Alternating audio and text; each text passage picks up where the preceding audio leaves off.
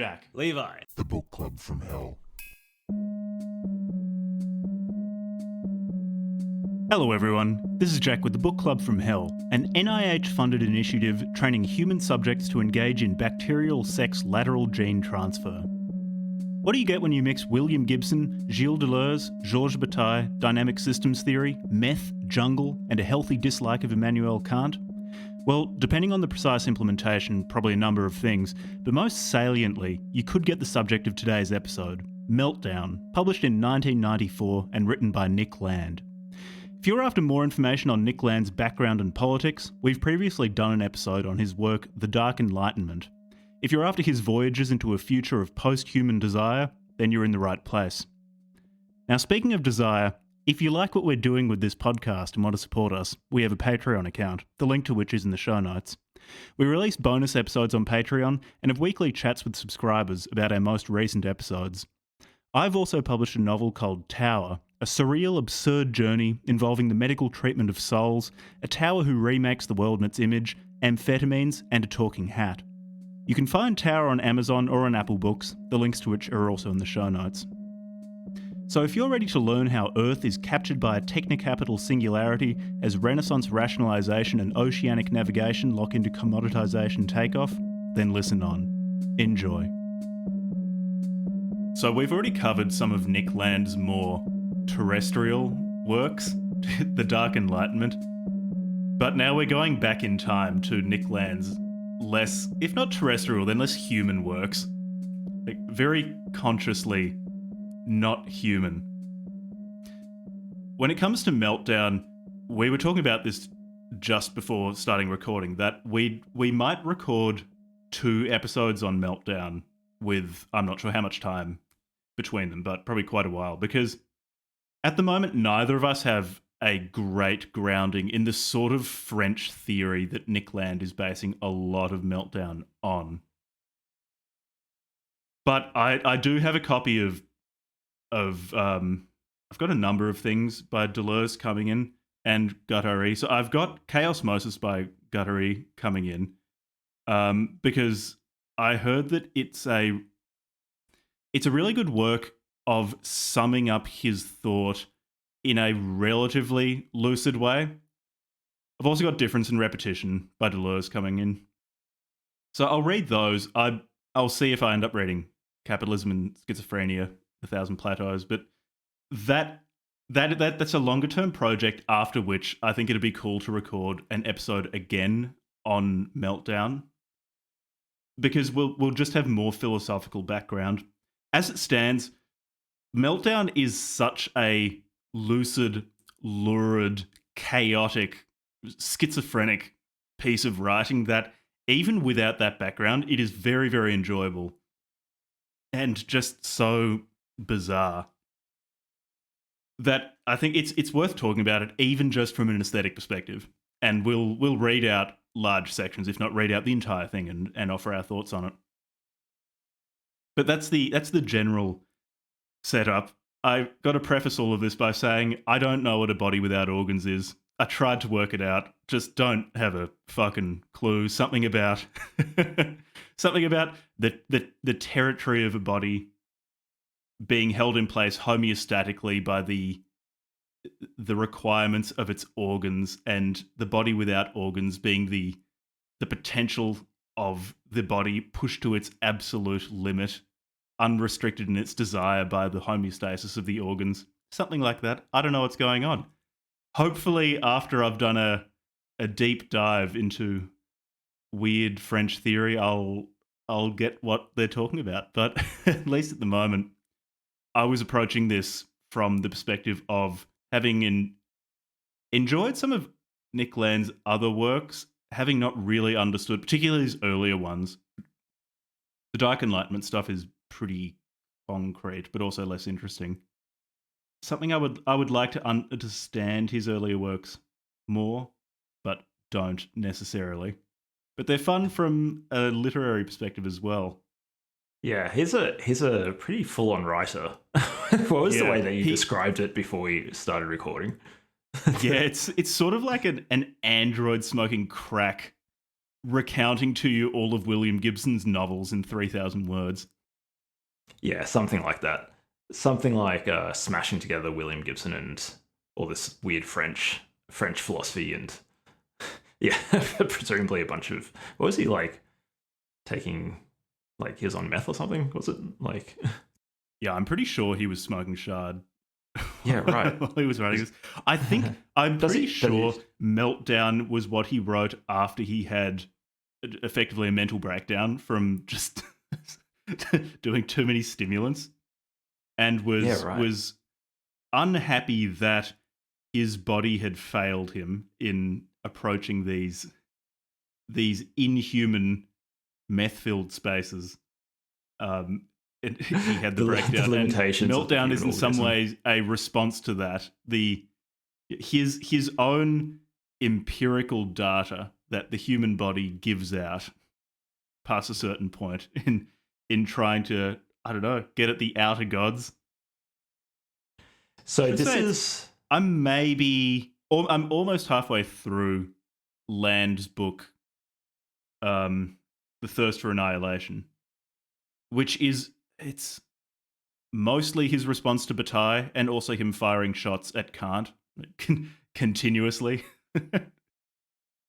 Saying that Kant had taken the dead Christian God, just stuck logos in its place and started worshipping that. Doesn't like Kant because Kant is so anthropocentric and he's trying to remove human subjectivity from the center and produce a completely post-human philosophy, or at least a philosophy that is robust to being post-human. So that did provide some context to Meltdown, which is good. I think it helped me understand this a bit more, but that's also a book that I'm going to need to finish and reread to really grok what's going on, because that's also quite a dense book. Also incredibly written, like Meltdown. Land is an incredible prose stylist. Yeah, nice. I think if we do end up doing like a kind of dual episode out of this, rereading it later, if I'm unable to read all of like the associated I'm not stuff, saying you're expected to do this. Oh, no. I will voluntarily do this. Wait. Tell you what I find. It'll be interesting because like I'll still be going into it like being naive about that stuff, and maybe you'll be able to enlighten me. You know, like this French theorist passed through Jack, try to explain. I'll have read the French Necronomicon. Today we're reading what would you call it? Like just an essay, I suppose. I guess. From it's called Swarm 1 Meltdown. Oh, well, it's under a section called Swarm 1, which is a part of there's this thing called the Cybernetic Culture Research Unit or something at the University of Warwick, which is like where Nick Land was doing all his writing back in the day. And their website is still up. And it's got all these essays, and the first one of the first series of essays is Nick Land's Swarm. Yeah. Did we explain much about the CCRU in the previous Nick Land episode? Yeah, we did. We went more into the CCRU in our previous episode on Nick Land when we did the Dark Enlightenment. So probably won't give too exhaustive a biography of him here. Not that there's a great deal of biographical information on him. He studied continental philosophy, lectured on continental philosophy at the University of Warwick, becoming part of the Cybernetic Cultural Research Unit, which was either founded by Sadie Plant or by Plant and Land together. I've read conflicting accounts. I think he also supervised a few students. I think he supervised their PhDs and was apparently really good in that you could just approach him at any time and ask him some philosophical question, and he would be very open in talking about all sorts of stuff. But he was also constantly doing drugs in his office, sleeping there while he was gacked out of his mind, washing his clothes in the bathrooms, and then drying them in his office. The guy sounded like he was pretty fucking feral. but apparently really good to talk to about philosophy. I'm not sure at what point he got into reactionary politics. His reactionary politics do seem to grow quite naturally out of much of his early work, at least from my fairly uninformed perspective, given that so much of his earlier work is about decentering human subjectivity and the preference that we give to human beings and their experiences when considering the world, from which it's not a big leap to start saying that things like preferencing human rights is not worthwhile. So I'm not sure whether he started really getting into right-wing politics while he was at the University of Warwick or not, but it does seem quite continuous at the very least with things like Meltdown and Thirst for Annihilation. Yeah, it's he's had an intellectual, very interesting intellectual journey, hasn't he? I'm kind of interested in reading some of these other essays from the CCRU. They've got very interesting names. They all sound very very weird, just like Nick Land's as well. So I might read some more of them after this. It's worth reading. A lot of what they were doing was so-called theory fiction, where it's this strange, dimly lit area between fiction and dry philosophical essays, where they're trying to say something philosophically or elucidate some sort of philosophical point, but it's very consciously using the medium of fiction, which is what Meltdown is doing. It's using the language and the skin of science fiction writing to illustrate Nick Land's philosophical points. It's a wild ride. It's really short as well. It's very much worth going through, almost like a haunted house ride. Even if you don't necessarily know what's going on, you just keep your hands and feet inside the vehicle at all times. You'll be fine. Just enjoy yourself. So actually, were you aware of Meltdown before this episode, and what were your thoughts going into it? No, I wasn't aware, and I wasn't really sure what to expect of it beforehand. I vaguely remember finding Nick Land interesting, but his prose impenetrable. And that was from the Dark Enlightenment. That was from one of his more lucid works, or more concrete works, which I didn't. I guess I find the ideas interesting, but the way of accessing the ideas, not great. So I was a little bit like, oh, another Nick Land work. All right, let's see what the interesting ideas are. So I was kind of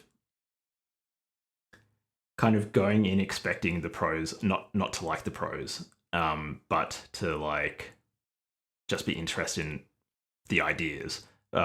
But actually, the prose is a bit of a roller coaster ride on this one. In maybe a good way.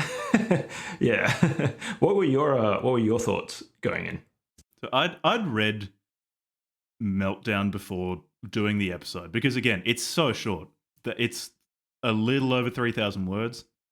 Thinking about how I felt the first time reading it, I'd heard of Nick Land through the lens of his later writings, his more explicitly political writings, where he talked about the Dark Enlightenment, neo-reactionary thought, etc. So I expected it to be a more political work, or at least a more concretely political work. I had heard that there were two sides of Nick Land, the duality of Nick Land. There was his later reactionary political stuff and his earlier continental philosophical stuff. I'd also heard that he loved science fiction, he loved cyberpunk, William Gibson, that sort of thing. So I was sort of expecting that. I just didn't anticipate how much of a roller coaster his prose would be. I agree with you. With his later works, his prose can be a bit annoying because it's convoluted enough to, if not obscure the meaning of what he's saying, it just makes it a bit harder to get at. And unnecessarily, because much of what he's saying in essays like The Dark Enlightenment, is not very complicated. Like it's not actually very obscure what he's getting at. It can get weird, like when he starts talking about hyper racism, certainly, but it's not conceptually difficult. It's just made more difficult because of how it's written. Whereas with Meltdown, the prose is way more convoluted, but it's much better suited to what he's talking about as well, because he's talking about, at least in part, this process of complete dissolution of the human security system, all of these structures that we erect around ourselves to protect our fragile minds and bodies from noumenal chaos. And in that context, explaining it using the most blown out, push to the limit cyberpunk prose is really effective. It's really good. Like, it makes this better. So I've gotten a bit off topic, but my feelings going into it were quite positive because I'd remembered liking this. I thought that his particular prose style works much better here than it does in his more concretely political works. And so I was looking forward to it. And I wasn't disappointed. It's just a wild essay. Yeah, nice. So should we just jump into reading it and then respond? Yeah, let's just read it. Actually, Yeah. Nick Land's problem situation, because we do talk about this in most episodes. Do you have much of a feeling for the things he was trying to solve with this, having read it? Because you were asking me just before recording, both what is he trying to do with this and why should people be interested in what he's doing? And both of those are very salient questions, given how impenetrable Nick Land can be. So why should we bother with it? And what's he trying to solve with this? Like, what is the purpose of Meltdown? Do you have thoughts on that? Yeah, so I am guessing that a big part of his like underlying his problem situation is like a deep sense of probably distress and anxiety with regards to essentially all the things that are going on in the world with regards to like technology and capitalism, and then sort of like the interplay of all these different large cultural forces.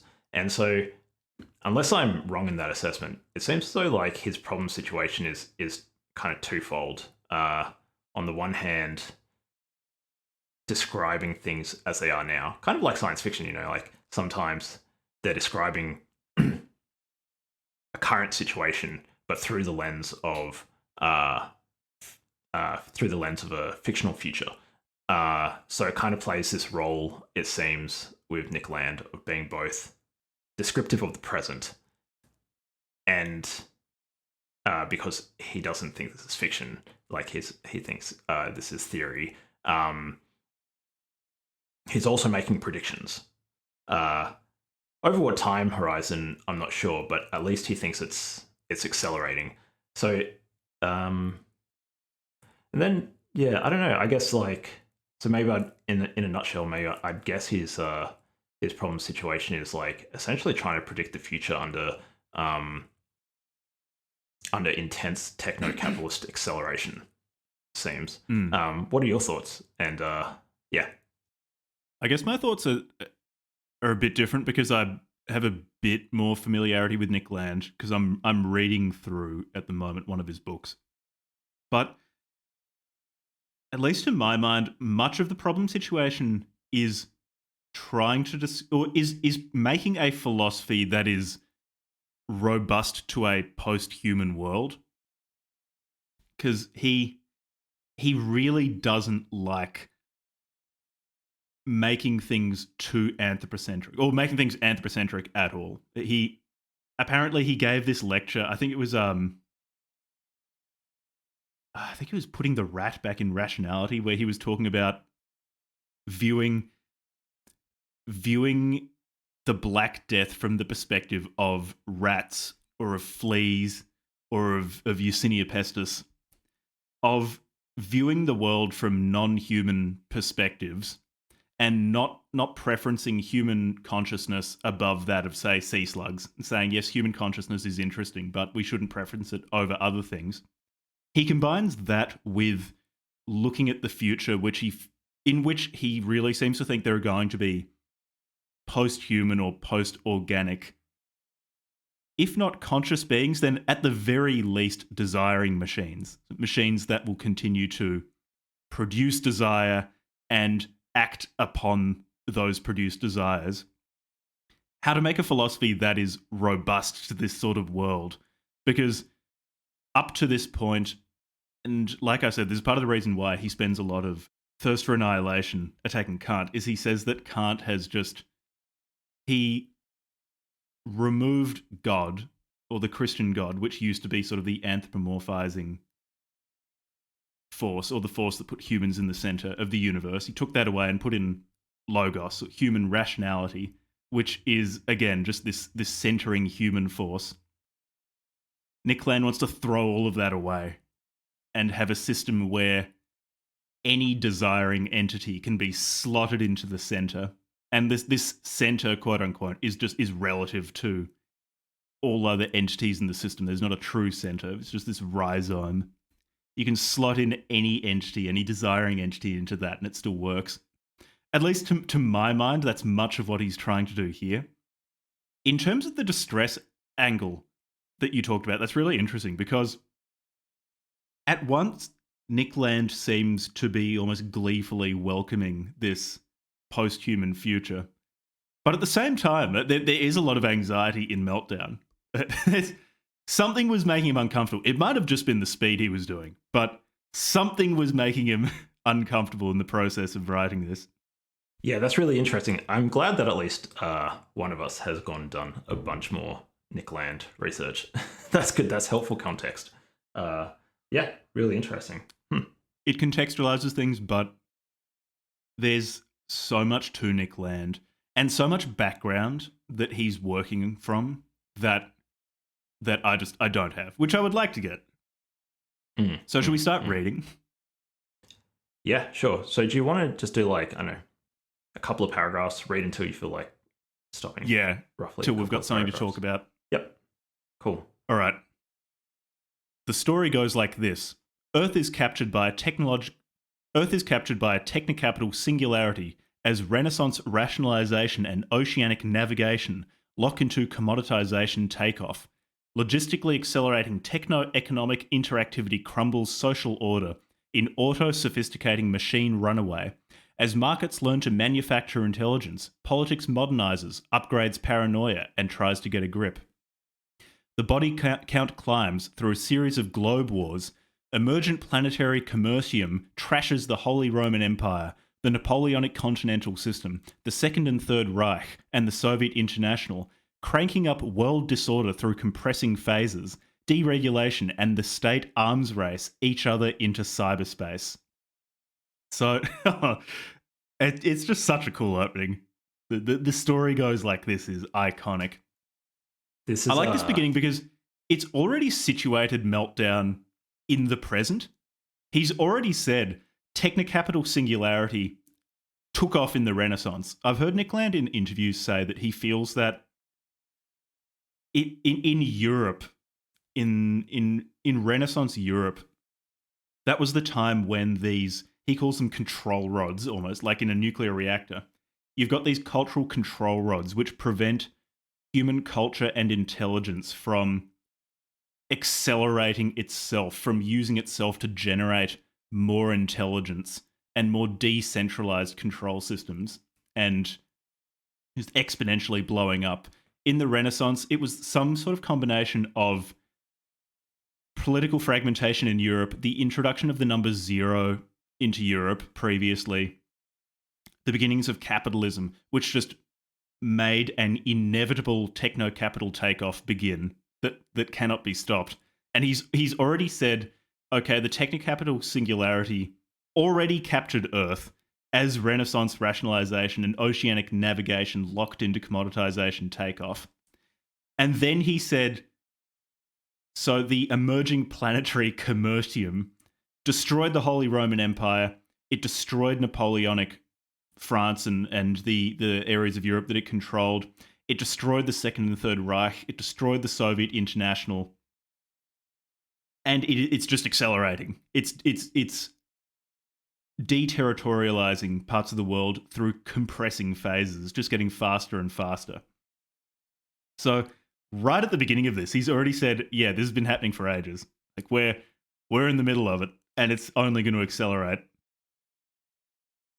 By the time soft engineering slithers out of its box into yours, human security is lurching into crisis. Cloning, lateral genodata transfer, transversal replication, and cyberotics flood in amongst a relapse into bacterial sex. Neo-China arrives from the future. Hypersynthetic drugs click into digital voodoo, retro disease, nanospasm. It's just so cool. I love this prose. It's just so good. It is it does read like cyberpunk. Cyberpunk fiction. It's like if you get cyberpunk and keep distilling it, and what evaporates off in the distillation and what is left behind, it's leaving behind all of these things that just slow down the sensation of disorientation in cyberpunk, like characters, concrete themes, plot, and what is evaporated off, what is collected, is just this feeling of schizophrenic disorientation. Shall I read? I'll read a couple of paragraphs. Yeah. I'm going to caveat everything I say with, I'm still not entirely sure what he's going on about, but I'm glad Jack is no, here. no one is. Beyond the judgment of God, Meltdown, planetary China syndrome, dissolution of the biosphere into the technosphere, terminal speculative bubble crisis, ultravirus, and revolution stripped of all Christian socialist eschatology, down to its burn core of crash security. It is poised to eat your TV, infect your bank, and hack xenodata from your mitochondria. You like that one? Machinic synthesis. So cool. Yeah. Machinic synthesis. Deluso-Guttarian schizoanalysis comes from the future.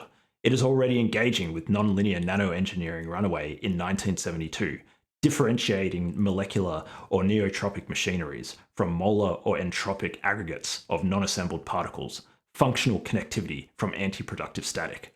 Philosophy has an affinity with despotism due to its predilection for platonic fascist top-down solutions that always screw up viciously. Schizoanalysis works differently. It avoids ideas and sticks to diagrams. Networking software for accessing bodies without organs, BWOs, machinic singularities, or tractor fields emerge through the combination of parts with, rather than into, their whole. Arranging composite individuations in a virtual/actual circuit.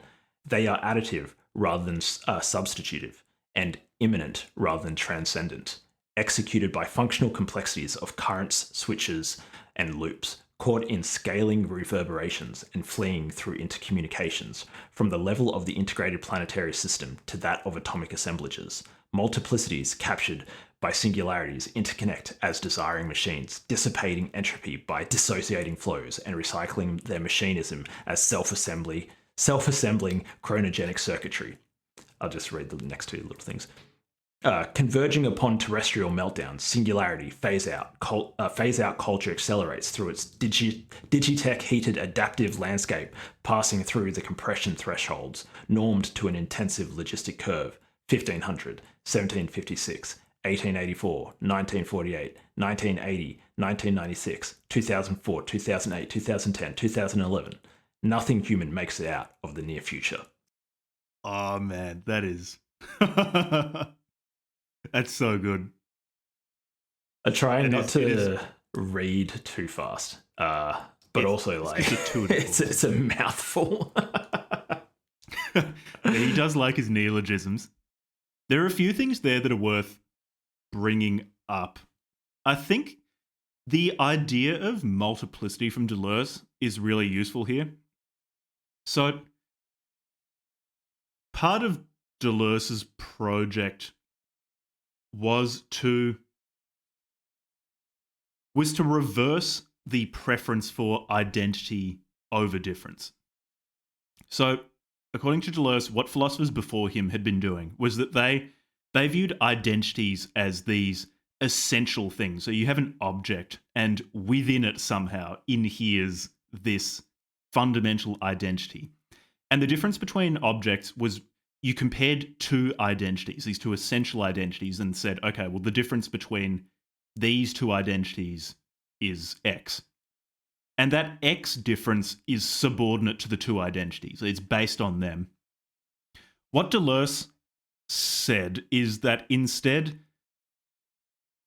difference should be preferenced to identity. Difference comes first. Identity is actually a function of differences within a network. So, for example, so in Platonism, there's this perfect blueberry. There's the identity of a perfect blueberry, and specific instances of blueberries are imperfect copies of this perfect blueberry. But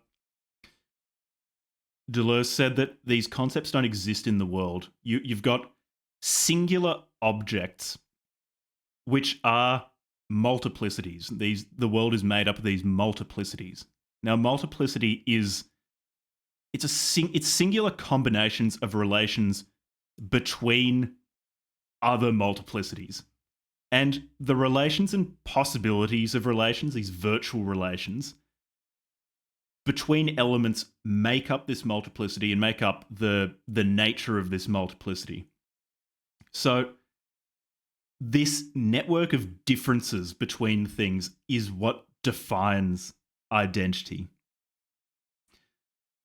And yeah, right. It's important to say that a multiplicity doesn't have an essence. That is, these qualities or quantities that make a thing in itself. It's always related to these other things.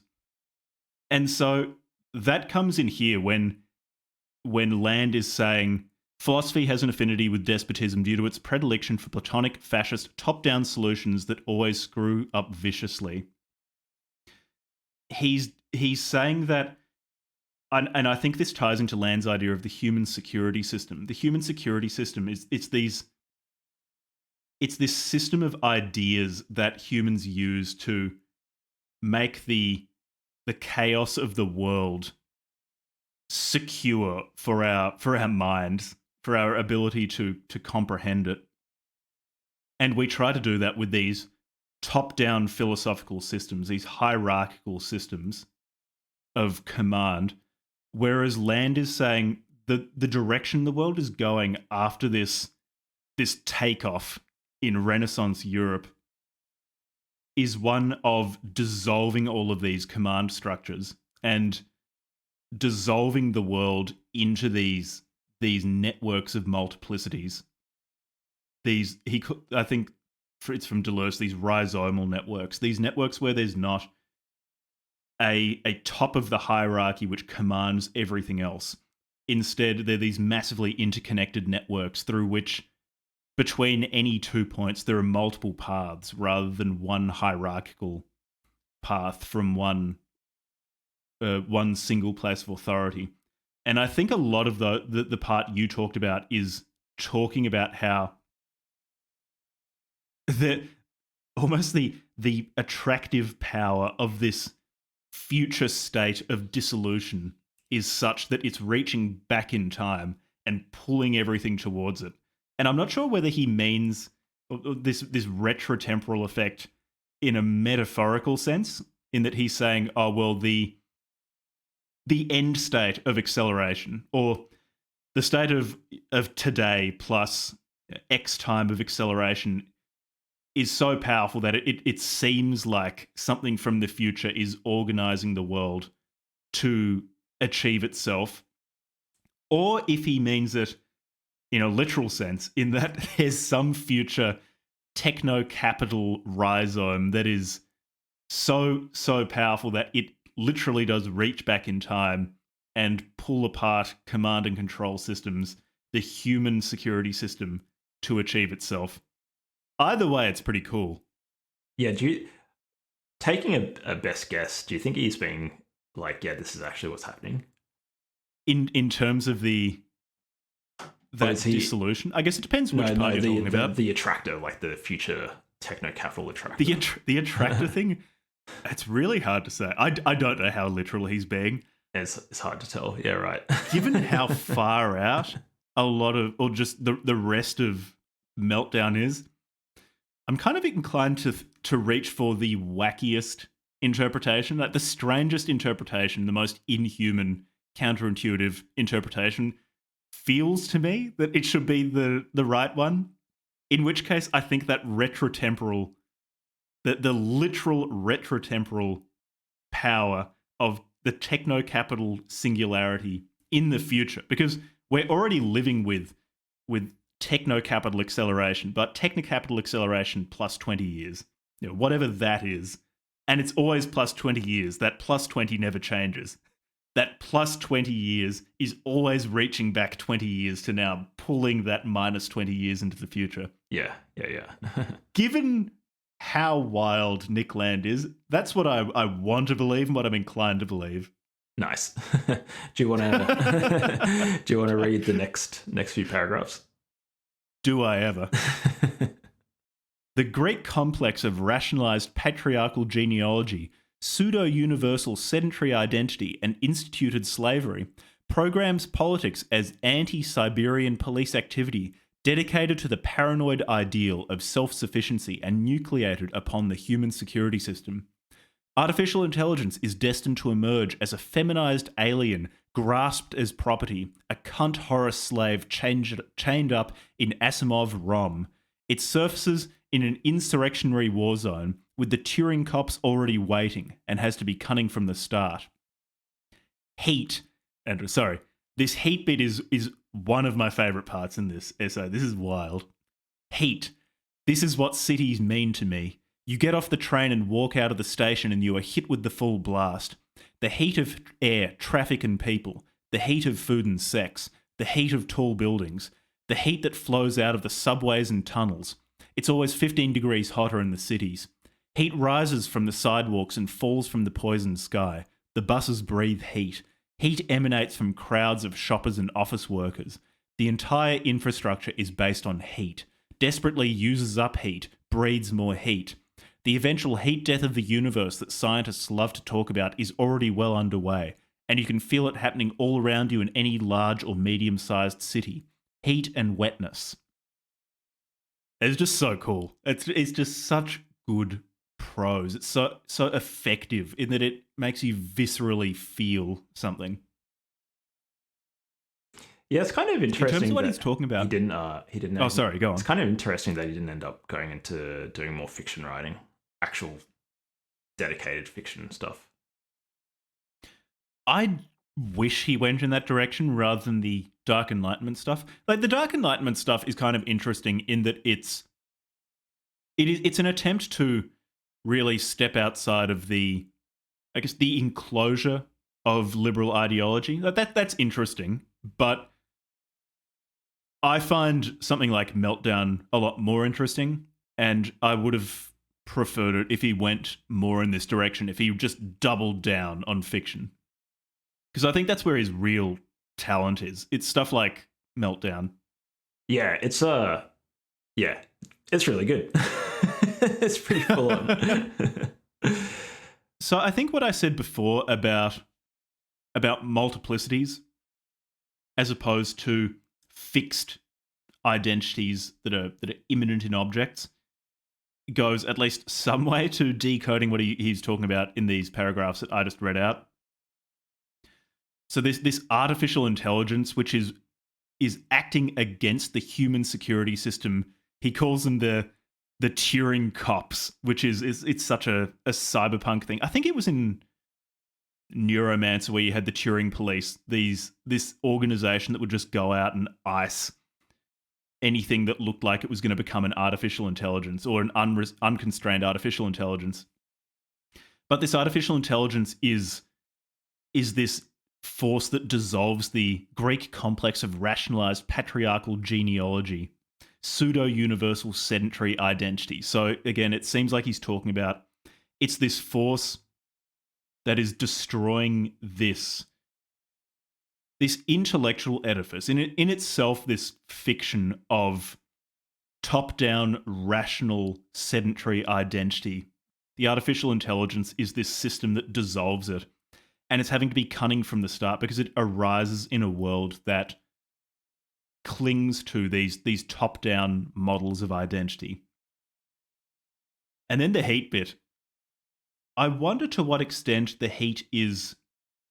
Now, this is even more interpretive than what I've been trying to do up till now. If the heat is referencing these entropy gradients, this heat, it's this entropy battery that as heat cools, as it dissipates energy into lower energy areas around it, those are the gradients that are used by technocapital to reinforce itself and to further deterritorialize everything around it. Because in some of Land's other pieces and his other work, he, I get in a way that I guess is somewhat like the EAC, the effective accelerationist people that we talked about earlier, seems to view it as this physical law. It's physically mandated. It's impossible for anything to happen otherwise, that technocapital dissolution is this physical force, or a force that is at one with entropy, or is using entropy to drive itself.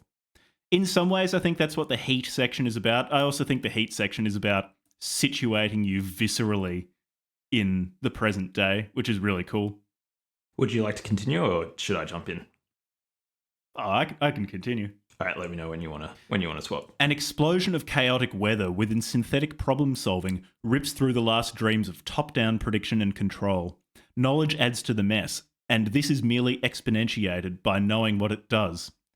Capital is machinic, non-instrumental, globalization, miniaturization, scaling, dilation, an automatizing nihilist vortex, neutralizing all values through commensuration to digitized commerce, and driving a migration from despotic command to cyber-sensitive control. From status and meaning to money and information. Its function and formation are indissociable, comprising a teleonomy. Machine code capital recycles itself through its axiomatic of consumer control, laundering out the shit and bloodstains of primitive accumulation. Each part of the system encourages maximal sumptuous expenditure, while the system as a whole requires its inhibition. Schizophrenia. Dissociated consumers destine themselves as worker bodies to cost control. So this is, again, more of him talking about how our top-down methods of control, or our top-down hierarchical methods, are breaking down in the face of cybernetic control. So instead of a command structure, you have this decentralized structure of cybernetic control, which wherein you have all of these different nodes which regulate each other in this rhizomatic sense, rather than all responding to the commands of some central authority. And he views capital as one of the forces, or the main driving forces of this dissolution. It's this thing that in commoditizing everything, so a commodity is something that basically can be exchanged with anything else for money. So everything has a monetary or a capital cost value ascribed to it, which itself is ascribed in a cybernetic way, not really in a top-down way. And that allows anything to be exchanged for anything. And I think for Nick Land, capital in doing so massively accelerates this process of dissolution, of hierarchical schemes of discipline and control. And would it be reading too much into it? Additionally, the use of the idea of a commodity, things that are a commodity are fungible, so you don't care like which unit of steel. Yeah, definitely. And so that sort of fungibility of people or institutions or whatever actually plays a role in creating this like cybernetic soup. Yeah, that's accelerating.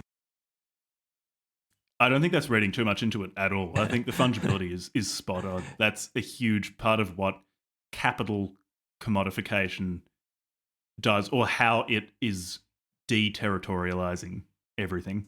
Yeah, it's really interesting, isn't it? Especially with the rise of would this have been written in like the 2010s? Do you think? I'm pretty sure this was written in the 90s. Okay, so this was actually written in the 90s. Yeah. Okay, so the Cybernetic cultural research unit CCRU was active during the 90s. So yeah, that would make sense that he wrote this during the 90s. So having said that, I would say that is kind of spot on, at least with certain parts of this. The way that the world feels increasingly cybernetic control systems are through these like kind of information surveillance systems. We've got like large anonymous or pseudonymous networks of distributed communities and stuff like Discord or whatever. And yeah, it's really interesting.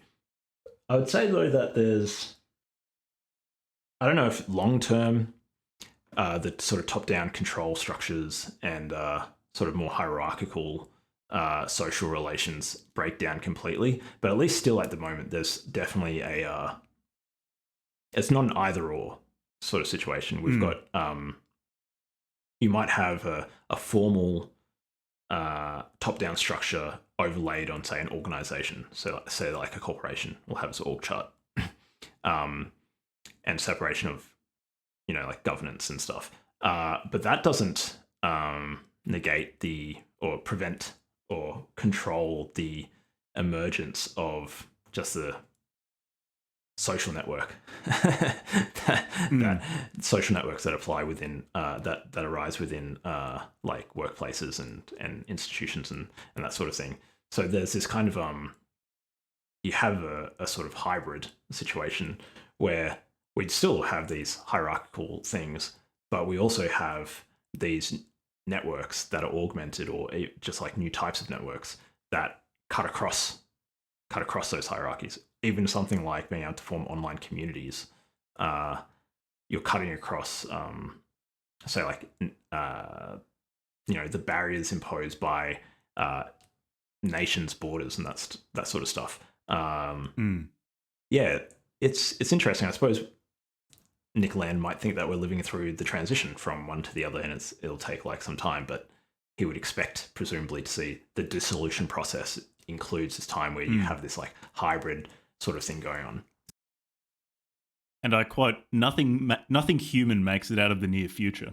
Because I guess those residual hierarchies, because human beings do tend to like making hierarchies. I guess it's part of the human security system. It's something that makes us feel secure. I guess part of what he seems to be saying here is that those residual tendencies to hierarchy will be at least reduced in a post-human future, because so much of Meltdown seems to be talking about the post-human future, both the preparation of it and then what it's gonna be. So should I continue? Oh, sorry. Yeah, yeah. Okay.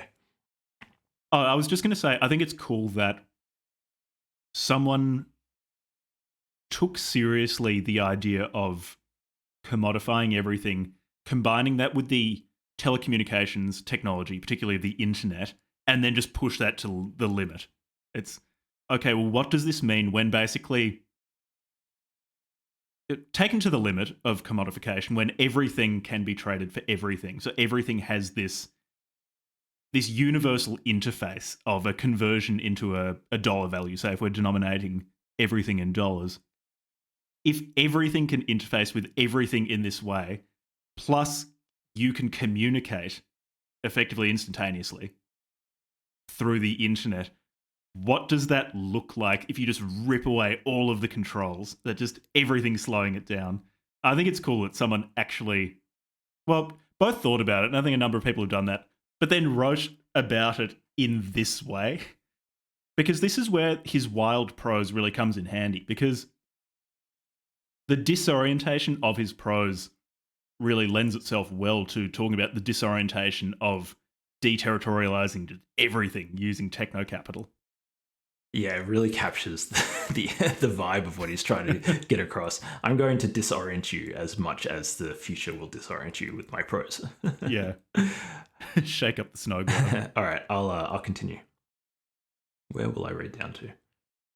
We'll see. Okay. So Capital's history. Yeah. So I'll read like 2 or 3. Capital history's machinic spine is coded, axiomized, and diagrammed by a disequilibrium technoscience of irreversible, indeterministic, and increasingly non-linear processes associated successively with thermotechnics, singularitics, cybernetics, complex systems dynamics, and artificial life. Modernity marks itself out as hot culture, captured by a spiraling involvement with entropy, deviations, camouflaging, and invasion from the future. Launched back out of terminated security against everything that inhibits the meltdown process. Hot cultures tend to social dissolution. They are innovative and adaptive. They always trash and recycle cold cultures. Primitivist models have no subversive use. The Turing test, monetarizing power, tends to effacement of specific territorial features as it programs for migration into cyberspace. Capital only retains anthropological characteristics as a symptom of underdevelopment, reformatting primate behavior as inertia to be dissipated in self-reinforcing artificiality. Man is something for it to overcome, a problem, drag. That's really good. Yeah, that's really interesting. A lot of that is talking about what we've already mentioned. Yeah. Except one more thing accelerating it is the move to cyberspace. Because we were talking earlier about how, so at the limit, having capital as this way to interface everything and telecommunications technology between humans who are physically located in different places, both those things accelerate this dissolution of command. But the physicality is still a problem. That's still something that slows it down. But when you jump into cyberspace, when you get rid of humans who have to be instantiated at different parts physically on Earth, or at least can't move between those parts very efficiently, that's still a drag. So you blow past human bodies and get straight into cyberspace, which just further accelerates this. It makes the meltdown go more quickly. I can see why he really got into Bitcoin, hey? Yeah, he's got a Bitcoin book that we really should read, because I heard an interview with him where he's talking about how Bitcoin is fundamental Kantian critique. It's like, I just don't know what you're talking about, but I'd kind of like to learn more. That's the philosophical implications of Bitcoin are. Yeah. Maybe that would be one of the few Bitcoin books that we could read for the podcast. Yeah, if we just make it sufficiently weird. We can't have a normal Bitcoin book. Although, actually, I think because I have fucking weird friends, I think of Bitcoin as something that normies are aware of, but that's probably not the case. It's just because my friends are very unrepresentative of what normal functional human beings are like. So we could cover a Bitcoin book that we think of as quite normal, but it might actually have value at introducing people to an odd or an alien idea. Yeah. Anyway. Yeah. I'll continue. Commoditization conditions define techniques. I assume that's techniques like the stuff that you've read, right? Define techniques as a substitute for human activity accounted as wage costs. I think that's actually what's happening. Industrial machines. Yeah, I don't think that's unreasonable. That's already happening. Industrial machines are deployed to dismantle the actuality of the proletariat, displacing it in the direction of cyborg hybridization and realizing the plasticity of labor power. The corresponding extraction of tradable value from the body, quantified as productivity, sophisticates as the interface. Work tracks thermodynamic negentropism by dissociating exertion into increasingly intricate functional sequences, from pedals, levers, and vocal commands, through the synchronization of production line tasks, and time motion programs to sensory motor transduction within increasingly complex and self-micromanaged artificial environments, capturing minutely adaptive behavior for the commodity. Auto-cybernating market control guides the labor process into immersion. Oh, that's so cool. It's just that's so good. Yeah. Yeah. I don't think that is an unreasonable paragraph. Like to look at the development, say, of labor conditions over the past 50 years, I don't think that's a totally unreasonable paragraph to extrapolate that out into the future. How much technology and much human labor are in this process of being refined to maximally extract, or at least aiming to maximally extract, productive labor from human time. And so he lists out basically tool use. So from pedals, levers, and vocal commands through the synchronization of production line tasks and time motion programs, etc., etc. He's effectively just linking or listing ways that are actual or maybe possible to transduct human behavior or human physical behavior into technocapital. He talks about the sophisticating at the interface. How do you make the interface between human movements, human physical movements, and technocapital more efficient?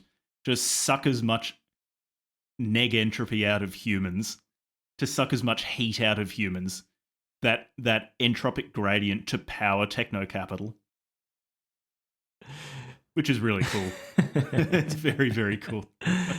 Maybe I'll do one more paragraph and then I'll swap. Yeah. I'll just keep glazing Nick Land's prose. The investment income class advantages itself of commodity dynamics, but only by conforming to the axiomatic of neutral profit maximization, facilitating the dehumanization of wealth and the sidelining of non-productive consumption. The cyberpunk circuitry of self-organizing planetary commoditronics escaped nominal bourgeois control in the late 19th century, provoking technocratic corporatists, i.e. fascist/asocial democratic, political cultures in allergic reaction. The government structures of both eastern and western metropolitan centers consolidated themselves as population policing medico-military complexes with the neo-mercantilist foreign policy orientations. All such formations slid into irreversible crisis in the 1980s. Jack. You want me to keep going? Yes. Yeah. Keep going. Yeah. The postmodern meltdown of culture into the economy is triggered by the fractal interlock of commoditization and computers, a transscalar entropy dissipation from international trade to market-oriented software that thaws out competitive dynamics from the cryonics bank of modernist corporatism. Commerce re-implants space inside itself, assembling a universe exhaustively imminent to cyber-capital functionality. Neoclassical equilibrium economics is subsumed into computer-based non-equilibrium market escalations, themed by artificial agencies, imperfect information, suboptimal solutions, lock-in, increasing returns, and convergence. As digitally micro-tuned market meta-programs mesh with techno-scientific soft engineering positive nonlinearity rages through the machines, cyclonic torsion moans. The superiority of Far Eastern Marxism. Whilst Chinese materialist dialectic denegativizes itself in the direction of schizophrenizing systems dynamics, progressively dissipating top-down historical destination in the Tao-drenched special economic zones, a re-Hegelianized a-Western Marxism degenerates from the critique of political economy into a state-sympathizing monotheology of economics, siding with fascism against deregulation. The left subsides into nationalistic conservatism, asphyxiating its vestigial capacity for a hot speculative mutation in a morass of echoed depressive guilt culture. These two things are pretty interesting in terms of near-future dynamics. So the Meltdown of culture into the economy. I suppose Nick Land would respond to what I'm about to say with, well, humans won't always be the drivers of this, or won't be, I guess, one of the actuating agents of this process. But at least while humans are still around, I doubt that culture gets completely dissolved into the economy, because humans do tend to have this innate need or innate characteristic of sacralizing certain things. So certain things humans don't like making base by making it tradable or pedestrian or mundane. Humans do like sacred mythologizing around certain things, which is a roadblock to total commodification. But again, Nick Land would probably just say, well, nothing human makes it out of the near future, so it doesn't really matter. The superiority of Far Eastern Marxism is pretty cool, because he did move to Shanghai in 2017, I think, in part because he feels that Chinese technocratic authoritarianism is just more conducive to acceleration. So he went there. So It's interesting that he orients left and right as basically left being opposing the disintegration of control structures, or not control structures, sorry, of command structures, and the right being that which embraces them. So he said, say the left is that which will retreat into nationalistic conservatism and will turn into what he calls a cold culture, so one that's not generating heat, and a depressive guilt culture. And as he said earlier, hot cultures eat cold cultures. So he seems to think that left conservatism seeking to conserve the human security system will be consumed by the hot culture of disintegration. Yeah, that's really interesting. That's a that's a weird way to like cut up left and right. It's very original, I'd say. Yeah. It's a different division, but it's really interesting. It's are you going to? It's very cool. So under his schema, there would be people who might be typically regarded as left and right, both being put on the left. Because they want to maintain. I imagine so. He'd probably put the entire Republican Party, for example, in the United States, on the left. Yeah. And then, okay, that's really interesting. Huh. Which I guess makes some sense in that the Republican Party is, by and large, a party of liberalism. It's just sort of a liberalism of 20 years ago. So there's slow liberalism as opposed to faster liberalism of the Democratic Party. But being fundamentally liberal, Nick Land would, at least going by Meltdown, put them on the left. And so does he think that people on the right, what he got, like Nick Land's right, they embrace the disintegration of these human control structures? Is that either embrace or accelerate it by their action, I guess. Hence why he talks about the superiority of Far Eastern Marxism.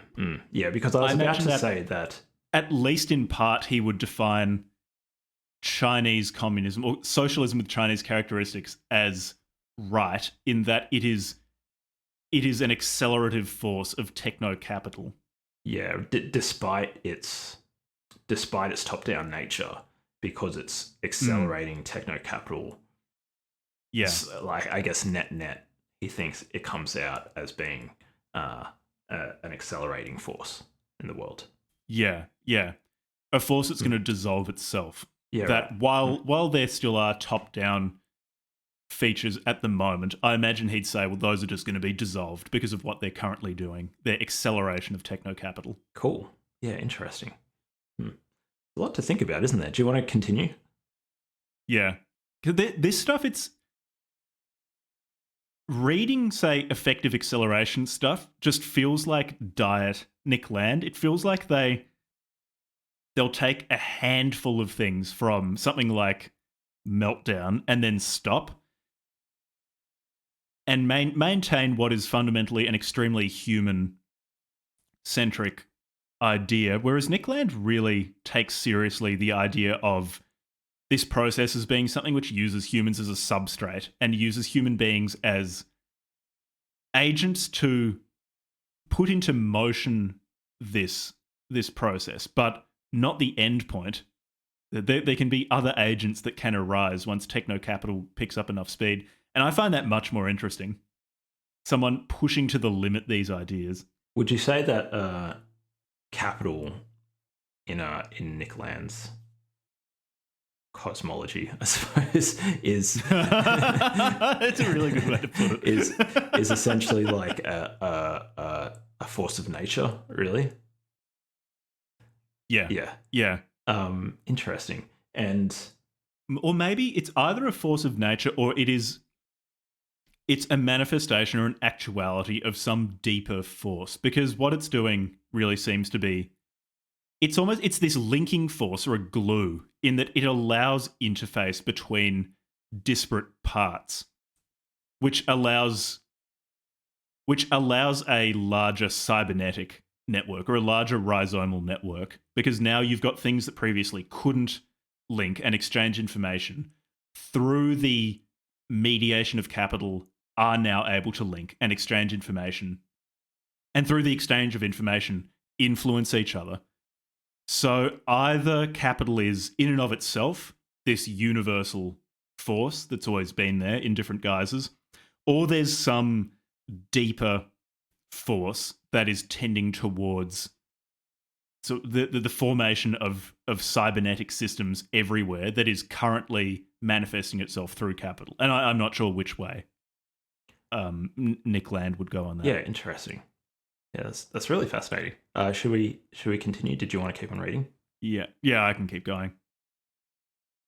Neoconservatism junks paleo-revolutionism because it understands that postmodern or climaxed cynicism capital is saturated by critique, and that it merely clocks up theoretical antagonism as inconsequential redundancy.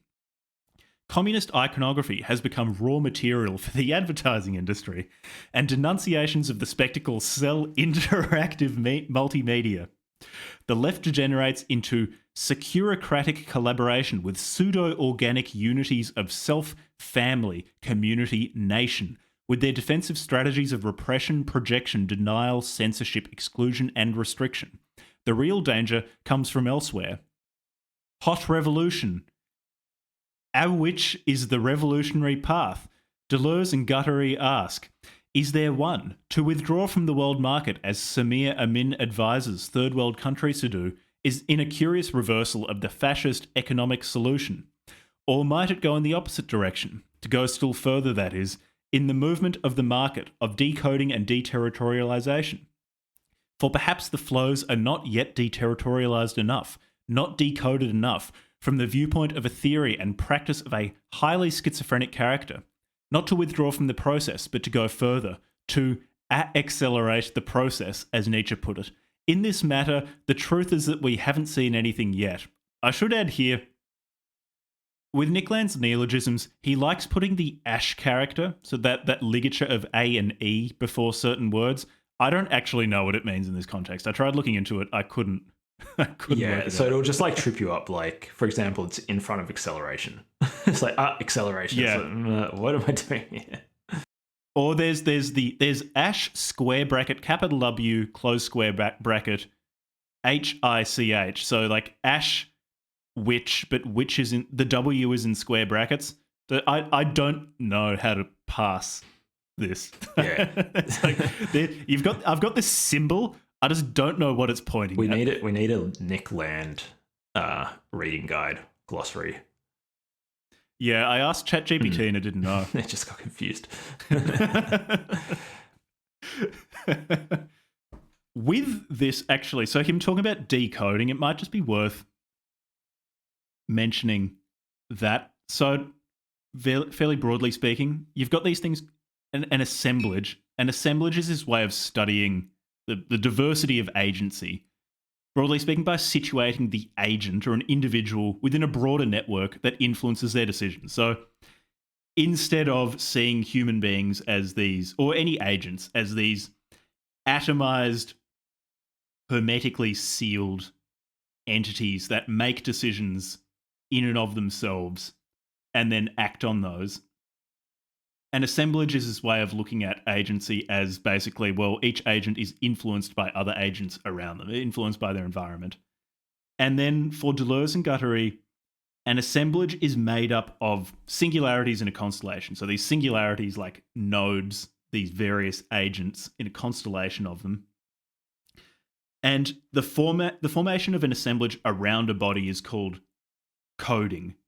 And in coding, these assemblages take on a particular form, forming a territory, which can be dissolved in deterritorialization or re-territorialized. They reform these new constellations.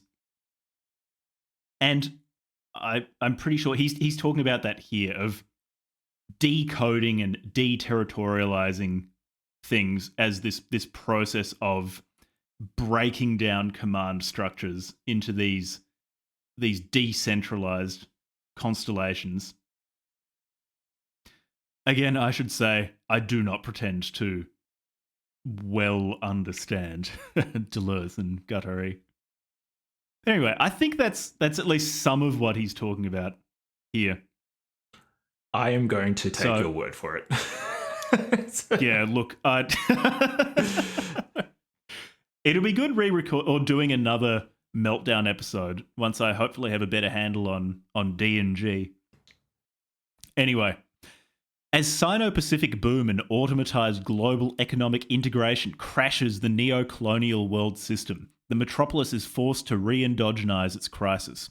Hyperfluid capital deterritorializing to the planetary level divests the first world of geographic privilege, resulting in Euro-American neo-mercantilist panic reactions, welfare state deterioration, cancerizing enclaves of domestic underdevelopment, political collapse, and the release of cultural toxins that speed up the process of disintegration in a vicious circle.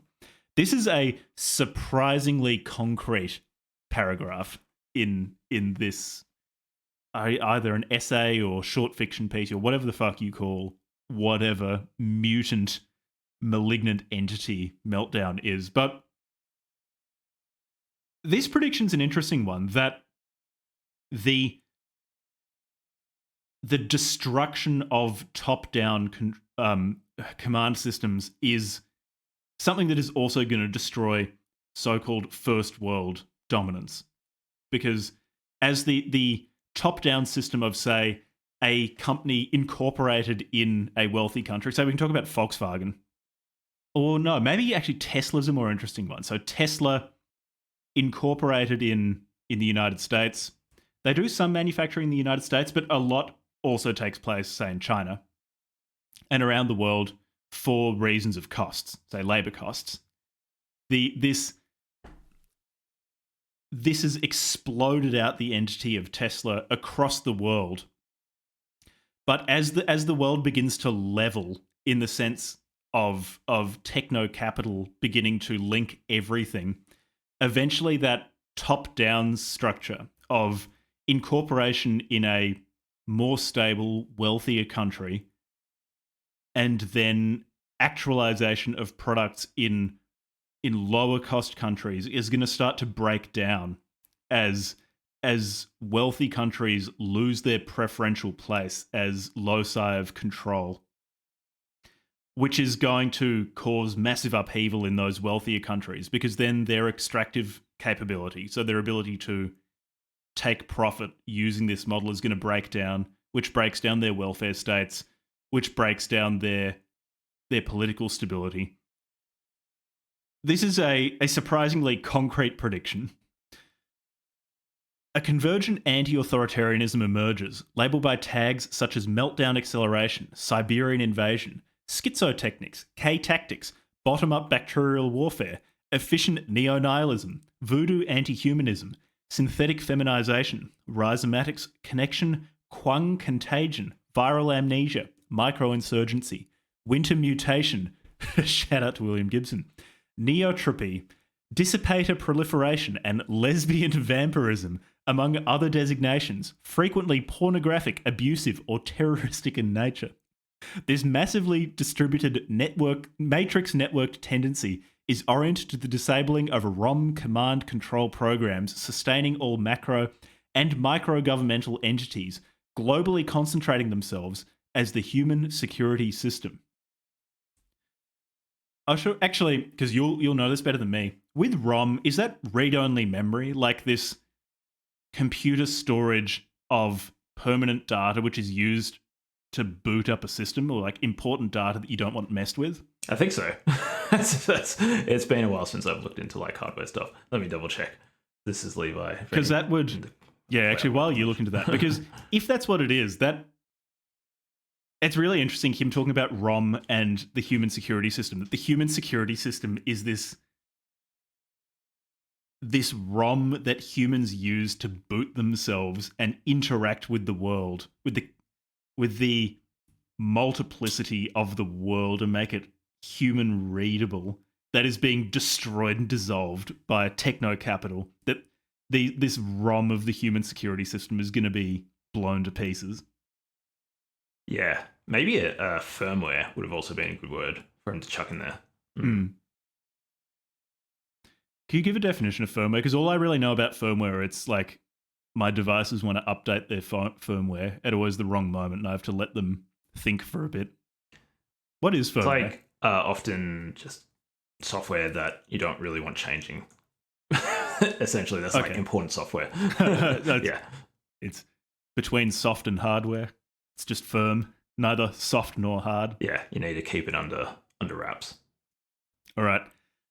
Scientific intelligence is already massively artificial. Even before AI arrives in the lab, it arrives itself by way of artificial life. Where formalist AI is incremental and progressive, caged in the pre-specified databases and processing routines of expert systems, correctionist or anti-formalist AI is explosive and opportunistic, engineering time. It breaks out non-locally across intelligenic networks that are technical but no longer technological, since they elude both theory dependency and behavioural predictability. No one knows what to expect. The Turing cops have to model net sentience eruption as the ultimate nuclear accident, core meltdown, loss of control, soft auto-replication feeding regeneratively into social fission, trashed meat all over the place. Reason enough for anxiety, even without hardware development about to go critical. So this is interesting. He was writing this at a time when presumably the more cutting edge parts of AI or machine learning were expert systems. So being generous and also offering the caveat that I am by no means an AI or machine learning expert. What he's talking about with the non-predictability and the kind of black box would be an interesting and fairly accurate prediction of where AI would go post-1990s. In that, say, with neural networks now that we have the compute to run neural networks, which, at least to my knowledge, have theoretically been around since the 70s or something. They've been around for ages. But now that we can actually run them, we are hitting that unpredictability in that we're not actually totally sure what a neural net is doing. It's not all that human readable. Like, it's just this system of weighted vectors that we run and it does a thing, and we can measure how well it does the thing based on our criteria. But we're not quite sure how it's working out what it works out, as opposed to an expert system. So maybe that's actually a reasonably good prediction that he made here. Yeah, again, like another technology that I'm sure Nick Land was giddy and excited about as the breakthroughs in the last 10 or 15 years in deep learning neural networks. It's kind of cool. So in part, it's because of the fuzziness of fiction that he can say things that at least rhyme with contemporary experience. But a number of his predictions were actually pretty good from Meltdown. Like, let's hope the bacterial warfare part doesn't come to pass, but we'll get to that. I did like the bacterial war bits. The ultra virus bits. Should I continue? I'm pretty sure I've got the right. You're gonna have a good time with this one, reading it out loud, because his his weird neologisms really start going off There's here. quite a few of them. I'll do my best. A nanocataclysm begins as fictional science. Can I just admit them? I'm just gonna admit just them. just admit the ash. Nanocataclysm begins as fictional science. Our ability to arrange atoms lies at the foundation of technology. Drexler notes, although this has traditionally involved manipulating them as unruly herds, the precision engineering of atomic assemblies will dispense with such crude methods, initiating the age of molecular machinery, the greatest technological breakthrough in history. Since neither logos nor history have the slightest chance of surviving such a transition, this description is substantially misleading. The distinction between nature and cannot classify molecular machines and is already obsolesced by genetic engineering, wet nanotechnics. The hardware/software dichotomy succumbs at the same time. Nanotechnics dissolves matter into intensive singularities that are neutral between particles and signals and immanent to their emergent intelligence, melting terror into a seething K-pulp, which unlikely grey goo synthesizes microbial intelligence as it proliferates.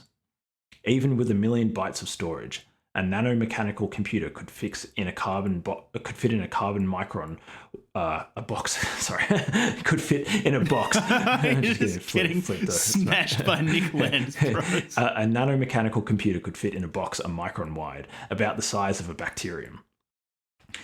You know how you have for, say, newsreaders training, where they'll be asked to read something fairly convoluted to practice being able to read things from a teleprompter very smoothly.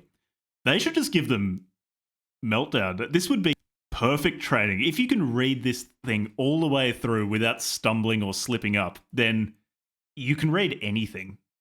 I'm not sure if this would count as training or hazing in such circumstances. The hazing process. I'll continue. This is really cool, though, this section, where he's talking about, at least in part, miniaturization, and how if you miniaturize these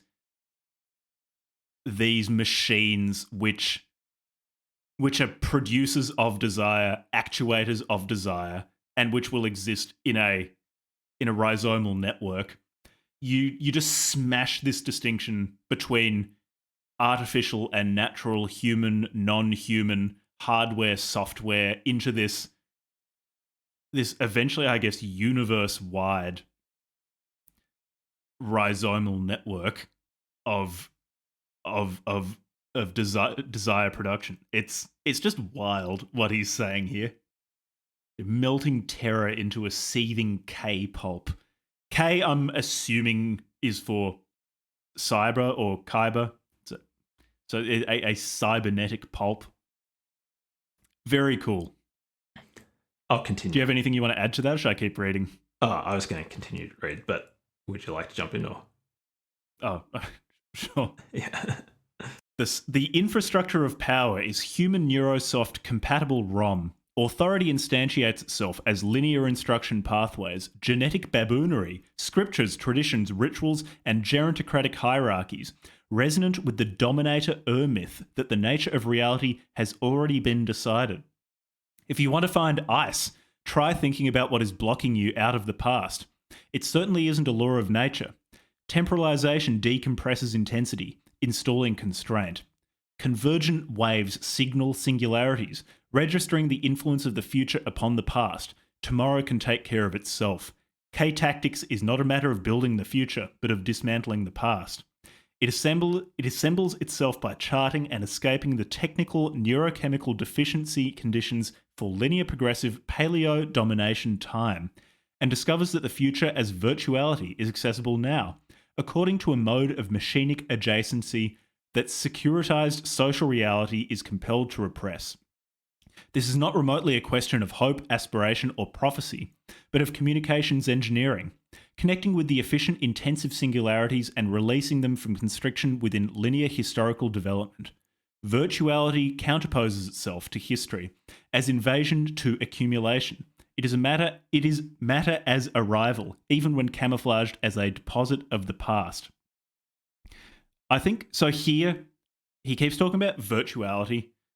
In short, so as I talked about earlier with these ideas of multiplicities, or of a multiplicity rather than a self-contained object. A multiplicity is both the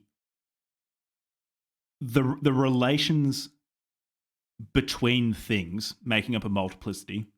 It's both the actual relations and the possible relations. And the possible relations are called virtual relations. So they're things that could happen but haven't happened.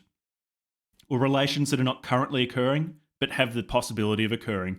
And he seems in part to be saying here that the infrastructure of power, this human neurosoft compatible ROM, this authority which is instantiating itself as linear instruction.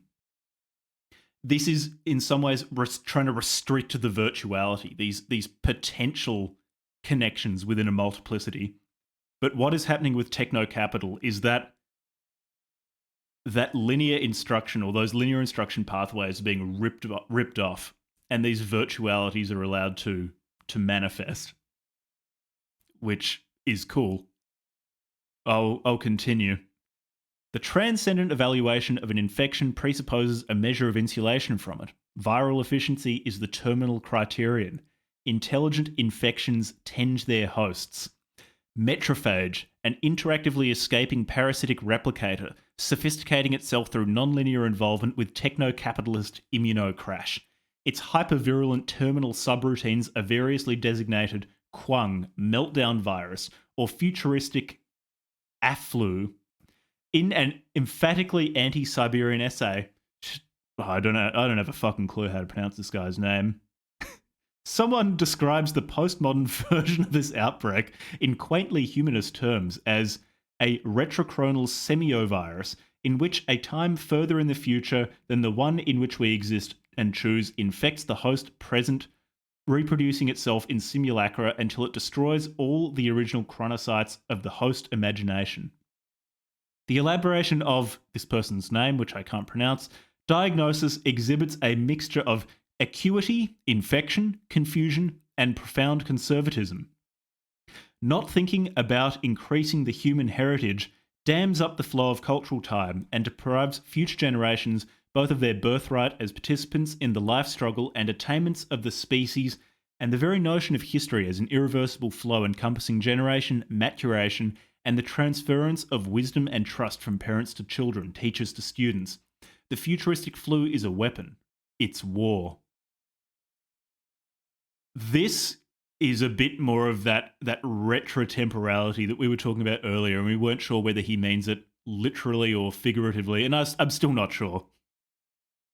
Did this section clear that up for you?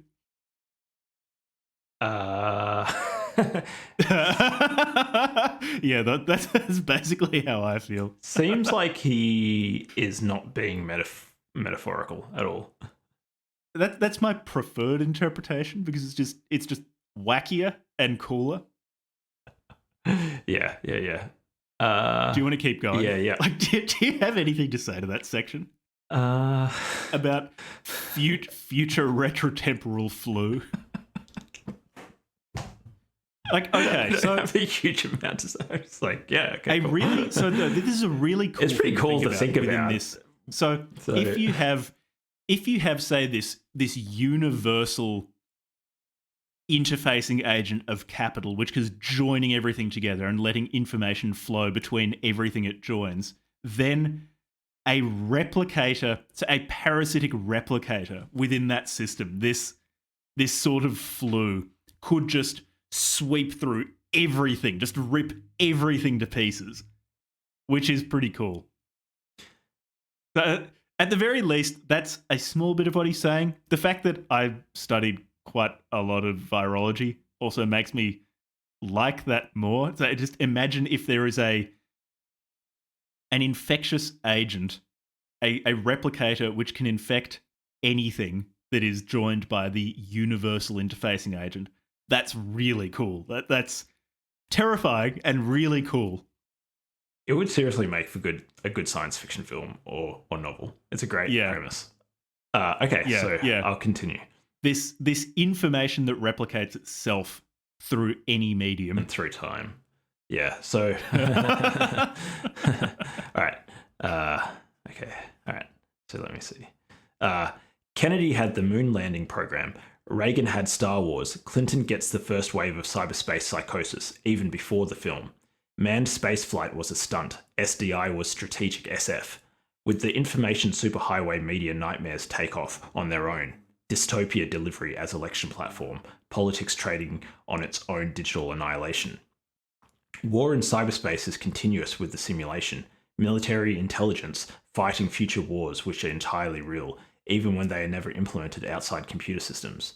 Locking onto the real enemy crosses smoothly into virtual kill, a simulation meticulously adapted to the market predators hunting for consumer cash and audience ratings amongst the phosphorescent relics of the Videodrome. Multimedia top boxes are target acquisition devices. That's a pretty wild paragraph idea. Yeah, like that's so cool. Just that is so cool. Blurring the distinction between virtual warfare and real warfare. Yeah, interesting.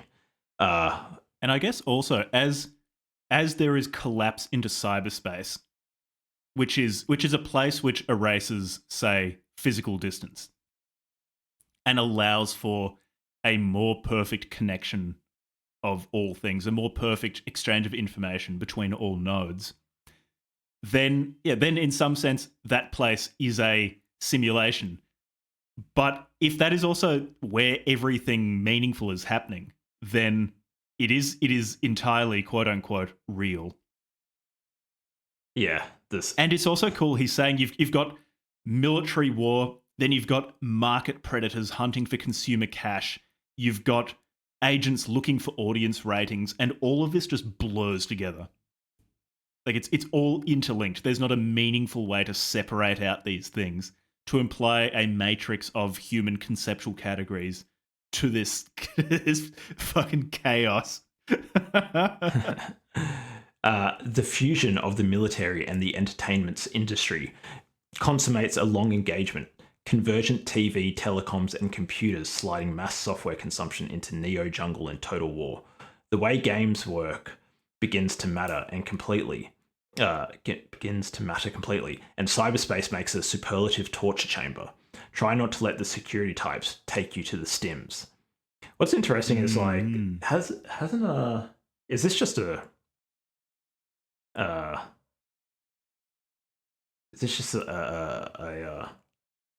hearsay, or do they actually do this? Like they care about like how well you do in things like Counter-Strike and stuff.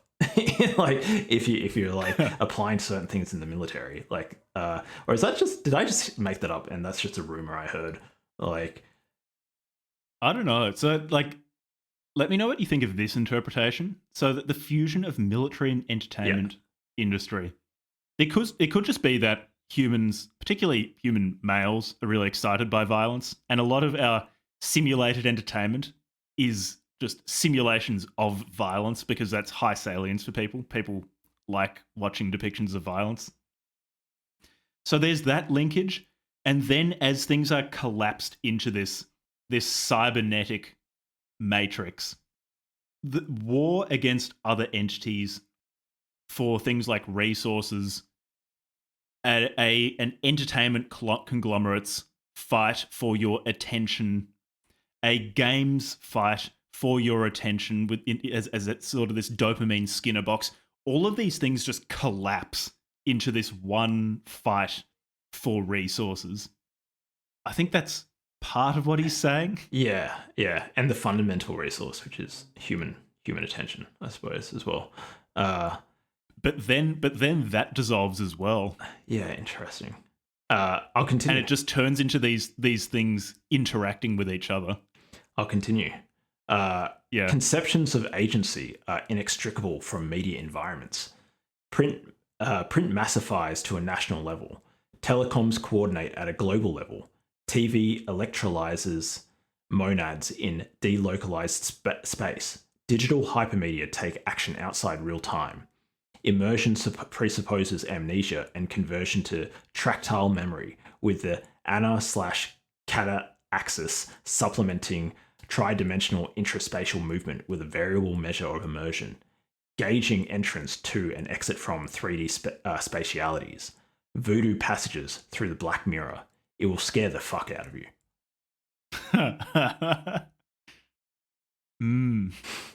Should I continue? Yeah, you keep on going. Yeah. Cyberpunk tortures fiction in intensity, patched up out of cache flux, mangled, techno-compressed, heteroglossic jargons, and set in a future so close it connects. Jungled by hypertrophic commercialization, socio-political heat death, cultural hybridity, feminization, programmable information systems, hypercrime, neural interfacing, artificial space and intelligence, memory trading, personality transplants, body modifications, soft and wetware viruses, nonlinear dynamic processes, molecular engineering, drugs, guns, schizophrenia. It explores Mr. Factory fetishism as an opportunity for camouflage, anonymous cache, fake electronic identities, zones of disappearance, pseudo-fictional narratives, virus hidden in data systems, commodities concealing replicator weapon packages, unanticipated special effects. Yeah. Oh, the next bit is one of my favourite parts. Level 1, or world space, is an anthropomorphically scaled, predominantly vision-configured, massively multi-slotted reality system that is obsolescing very rapidly. Garbage time is running out. Can what is playing you make it to level 2? I really like that bit. That is so cool. That's so cool.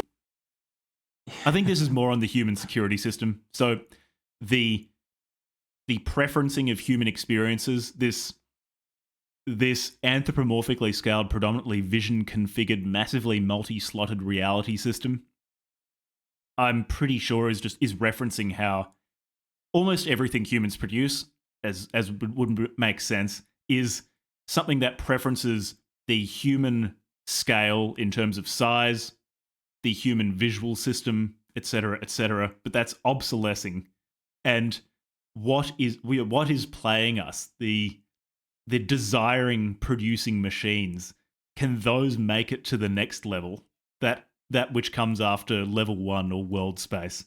I really like this section. Would you like to keep on going? Yeah, sure. Yeah.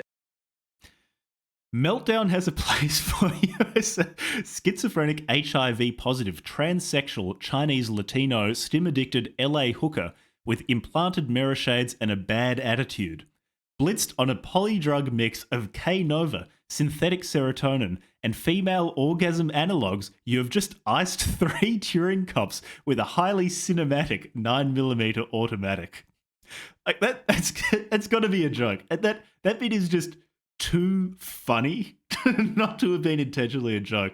It's just absolutely fantastic. The highly cinematic 9mm automatic. Yeah, he was having fun. I think he was having fun when he was having a lot of fun. Yeah. That bit's good because it takes all these cyberpunk tropes and just turns up the gain on them, turns the gain all the way to 10, then breaks the knob off. It's just so good. All right. The residue of animal twang in your nerves transmits imminent quake catastrophe. Zero is coming in and you're on the run. Metrophage tunes you into the end of the world. Call it Los Angeles. Government is rotted to its core with narco-capital and collapsing messily. Its recession leaves an urban warscape of communication arteries, fortifications and free fire zones, policed by a combination of high-intensity LAPD air mobile forces and borderline Nazi private security organisations. Along the social fracture lines, multimedia gigabucks tangle sadomasochistically with tracks of dynamic underdevelopment, where viral neo-leprosy spreads among ambient, tectonic tension static. Drifts of densely semiotized, quasi-intelligent garbage twitch and stink in fucked-weather tropical heat. Throughout the derelicted warrens at the heart of darkness, feral youth cultures splice neo-rituals with innovated weapons, dangerous drugs, and scavenged infotech. As their skins migrate to machine interfacing, they become mottled and reptilian. They kill each other for artificial body parts, explore the outer reaches of meaningless sex, tinker with their DNA, and listen to loud electrosonic mayhem untouched by human feeling. This feels more like a perhaps dramatized near or medium future prediction. So some of the preceding bits of this text have been in what at least strikes me as a post-human world. Yeah, this cybernetic, a cyberspace rhizome without humans to slow down the intercommunication. Whereas this bit I just read out seems more like him offering this cyberpunk view of what the last days of humanity, shout out to that band, Last Days of Humanity, are going to be like, where you've still got these human agents which slow down but by their disconnection from one another, their inability to interact with each other's interiority, are still resisting complete this absolute rhizome, the complete deterritorialization. And he's talking about those agents amidst the rubble of their world that technocapital is pulling apart.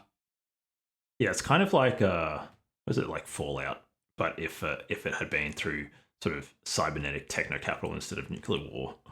Yeah.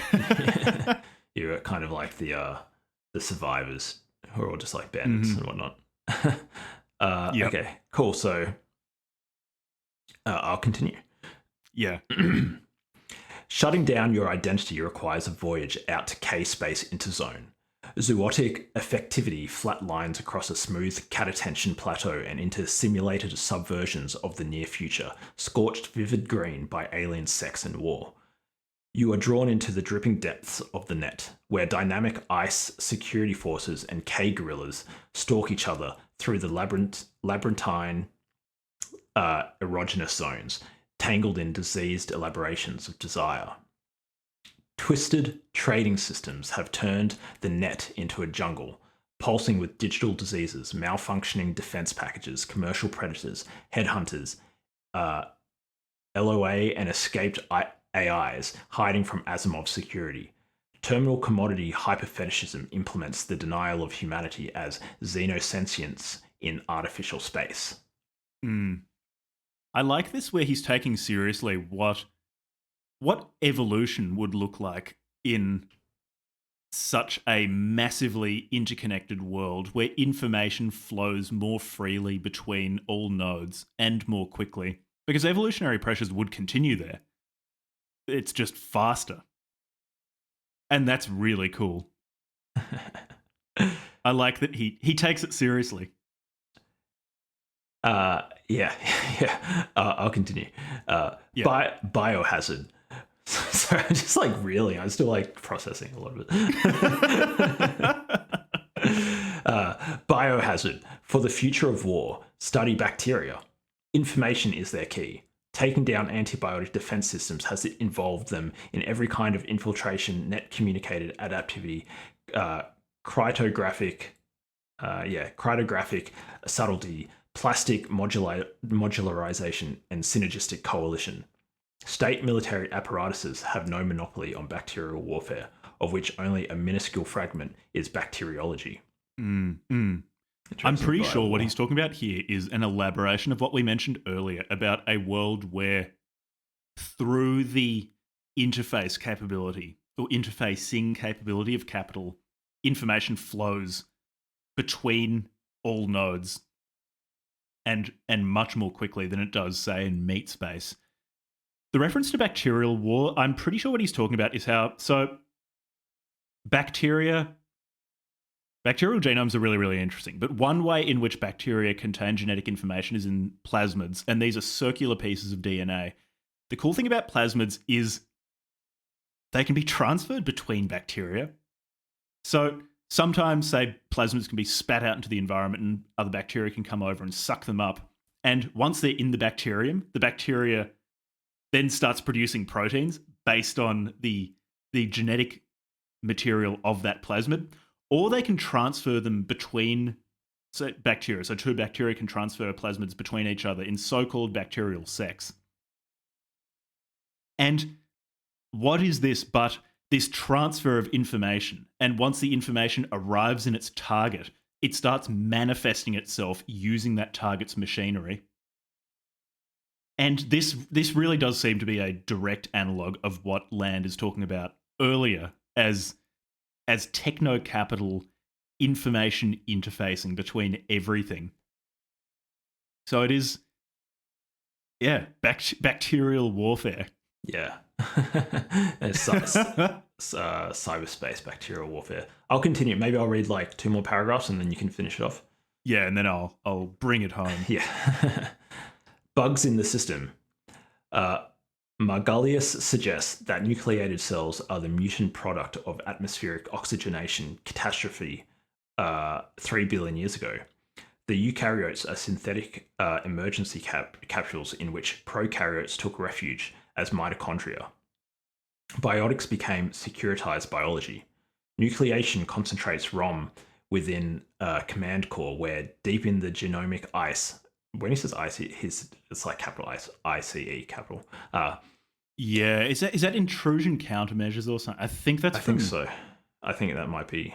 I'm not sure where this William first Gibson. appeared. I came across it in Neuromancer by William Gibson first, but someone might have come up with it before Gibson. Yeah. DNA format. Sorry, I'll go back a little bit. Nucleation concentrates ROM within a command core where deep in the genomic ice, DNA format planetary trauma registers primary repression of the bacteria. Bacteria are partial rather than whole objects, networking through plastic and transversal replicator sex rather than arborescing through meiotic and generational reproducer sex, integrating and reprocessing viruses as opportunities for communicative mutation.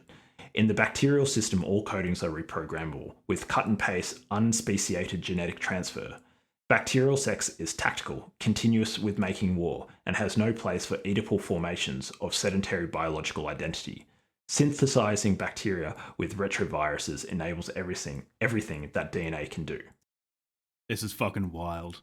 This is just wild. Everything since the advent of eukaryotes was a mistake. He's talking about 2 different strategies of information transfer. The prokaryotic rhizomal control system versus the eukaryotic top-down hierarchical disciplinary system. So what I was saying earlier about how bacteria can transfer genetic information between them and just take it up and start producing proteins based on the genetic information contained within a plasmid. This is as opposed to, so at least with the metaphor he's using, that network of information transfer between nodes is contrasted with that of eukaryotes. So eukaryotic cells are those, they have a nucleus, and within the nucleus you've got your genetic material. And that DNA, at least the way that Land is presenting it, is kind of this top-down control system. So you have the control system of the nucleus.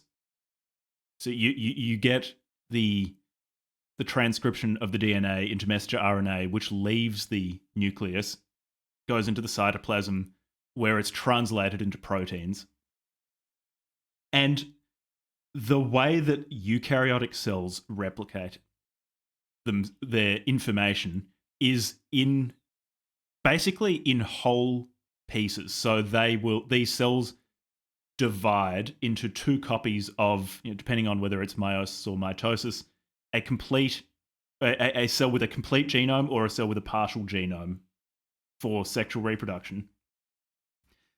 And he calls it arborescing. So like the formation of a tree, the eukaryotic top-down control of full subjects, which are in some way self-sufficient, arborescing as opposed to the prokaryotic network of transferable genetic information. It's really cool that he is now taking his idea of dissolution to such a scale where he almost seems to be saying that you had for a long time prokaryotes which were part of this this dissolved control network, decentralized network, and then because of a cataclysm, mitochondria had to take refuge within other cells to protect themselves, forming eukaryotes, which for a while imposed top-down control. But that era of eukaryotic hierarchical control is dissolving again into decentralized prokaryotic control. he's just he's just exploding this out in all directions. It's just so wild. It's just so crazy. All right. Do you want to close it out? Yeah. K tactics. The bacterial or xenogenetic diagram is not restricted to the microbial scale. Macrobacterial assemblages collapse generational hierarchies of reproductive wisdom into lateral networks of replicator experimentation. There is no true biological primitiveness. All extant biosystems are being equally evolved, so there is no true ignorance. It is only the accumulative, gerontocratic model of learning that depicts synchronic connectivity deficiency as diachronic underdevelopment. Foucault delineates the contours of power as a strategy without a subject, ROM locking learning in a box. Its enemy is a tactics without a strategy, replacing the politico-territorial imagery of conquest and resistance with nomad, micro-military sabotage and evasion, reinforcing intelligence. All political institutions are Siberian military targets. Take universities, for instance. Learning surrenders control to the future, threatening established power. It is vigorously suppressed by all political structures, which replace it with a docilizing and conformist education, reproducing privilege as wisdom. Schools are social devices whose specific function is to incapacitate learning, and universities are employed to legitimate schooling through perpetual reconstitution of global social memory. The meltdown of metropolitan education systems in the near future is accompanied by a quasi-punctual bottom-up takeover of academic institutions, precipitating their mutation into amnesiac cataspace exploration zones and bases manufacturing Siberian soft weaponry. To be continued. And that is the end. I guess it makes sense with Nick Land that he doesn't like the hierarchical model of learning, because if you consider learning to be another method of information exchange between nodes, you could see learning institutions as bottlenecks or as more human security system ROMs, those which exist to prevent virtuality within multiplicities and shut it down and try to maintain a linearity. Because for him, it really seems to be the imposition of any order, any preferencing of particular interfaces between two nodes which could exchange information is left-wing and in some way at least trying to fruitlessly oppose this complete connectivity. Yeah, interesting. So, I suppose from the perspective of like, I suppose like graph theory or whatever, you can have different network topologies. Like completely structureless, like Bitcoin, or you can have something like DNS, which is hierarchical. Or you can have obviously just like, I don't know, another unstructured one would be like Nostr or something. And the different structures, or like if you have a network that's like privileging a particular type of node, or even a structureless network, they have what would you say, like different outcomes, like they provide different benefits to like the system and the users of the system. So I suppose like where I'm going with this is this ribosomal sort of superstructure of the of like technocapital could have many different types of subnetworks with with like different topologies, and doesn't necessarily need to be an overarching, just complete structureless, completely structureless. So I wonder if he thought much about that. Like you can have alternative networks having different topologies. I guess I'll try to be Nick Land, but while also acknowledging that I just don't understand everything about Nick Land. But I think with different, so you're talking about, say, hierarchical topologies versus non-hierarchical ones, like Bitcoin versus DNS. Both of those. Yeah, but you can even have ones that are like snowflakes and stuff. Like sometimes things have different structures, like networks have different structures for what I'm for trying to different say reasons. is, I guess maybe to that he'd say both of those things are addressing some sort of human need or human desire. Like they're both tools to address like some sort of problem that humans have run into, and they're solving or attempting to solve those problems. Whereas he's looking to a future which is post-human, and there are still desiring machines in that there are things which act a certain way because they're physically instantiated to act in a certain way. And so the topology, given the virtuality of the topology, in that a topology can exist in a certain state right now, but it can also have potential states. And it's almost like it's just constantly shifting between all of these different states depending on what at any one moment the totality of nodes in that network are desiring. I think that might be what he's saying. Like it's just post-human. Just post-human desiring continuously shifting chaos. Hmm. Yeah, interesting. Wow, that is that's quite a journey. Hmm. It's cool that he is at least trying, probably as much as a human can do, to think of what these sort of information controlled networks look like without a human in the mix. Yeah, I wonder if he thinks of it as like having like a monolithic uh, or homogeneous desire as a thing, or is it